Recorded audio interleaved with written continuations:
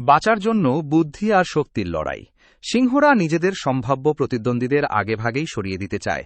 চোখের সামনে থাকা এই সিংহীটি ঠিক তেমনভাবেই একটি চিতাবাঘের শাবককে সরিয়ে দেওয়ার চেষ্টা করছিল, কিন্তু সে জানত না খুব কাছেই 5টি পূর্ণবয়স্ক চিতাবাঘ বিশ্রাম নিচ্ছিল। হঠাৎ শাবকের হৃদয় বিদারক চিৎকারে শান্ত তৃণভূমি কেঁপে উঠল। বিশালদেহী সিংহীর সামনে 5টি চিতাবাঘও কিন্তু পিছিয়ে গেল না। তারা যেন হলুদ ঝড়ের মতো ছুটে এসে মুহূর্তেই সিংহীটিকে ঘিরে ফেলল। সংখ্যায় অনেক কম হওয়া সত্ত্বেও সিংহীটি একটুও ভয় পেল না। সে শাবকটিকে শক্ত করে ধরে রাখল এবং এইভাবেই প্রতিপক্ষদের উপর নিজের আধিপত্য দেখানোর চেষ্টা করল। কিন্তু চিতাবাঘগুলো দ্রুত কৌশল বদলে ফেলল। শক্তির দিক থেকে তারা সিংহের সঙ্গে পেরে ওঠে না, কিন্তু তাদের গতি ও ক্ষিপ্রতা অসাধারণ। তাই তারা সরাসরি লড়াই না করে শুরু করল বুদ্ধির লড়াই।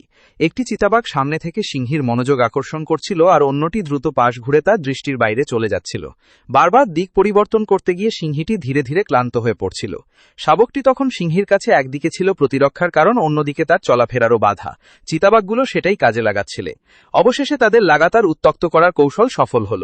রাগে সিংহীটি শাবকটিকে ছেড়ে দিয়ে চিতাবাঘগুলোর দিকে ঝাঁপিয়ে পড়ার সিদ্ধান্ত নিল, কিন্তু সেটিই ছিল তার সবচেয়ে বড় ভুল।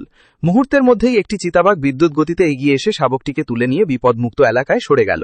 শাবকটি নিরাপদে চলে যাওয়ায় চিতাবাঘগুলোর ভয় কিছুটা কমল। এরপর শাবকটির কান্নার শব্দ শুনে শিকার করতে বেরিয়ে থাকা আরও কয়েকটি চিতাবাঘও ফিরে এলো। মুহূর্তের মধ্যে মোট 8টি পূর্ণবয়স্ক চিতাবাঘ সেখানে জড়ো হলো।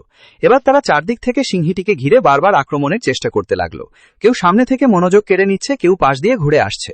তাদের উদ্দেশ্য ছিল সরাসরি শক্তির লড়াই নয়, বরং সিংহীটিকে ধীরে ধীরে ক্লান্ত করে ফেলা।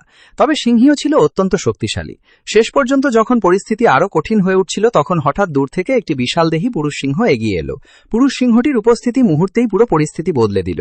তার বিশাল শরীর ও শক্তির সামনে চিতাবাঘগুলো আর আগের মতো এগিয়ে আসতে সাহস পেল না। সিংহীটিও যেন স্বস্তির নিঃশ্বাস ফেলল। আফ্রিকার এই বিশাল তৃণভূমিতে কোনো প্রাণী চিরদিনের বিজয়ী নয়। কখনো শক্তিজয়ী হয়, কখনো বুদ্ধি ও দলগত কৌশল।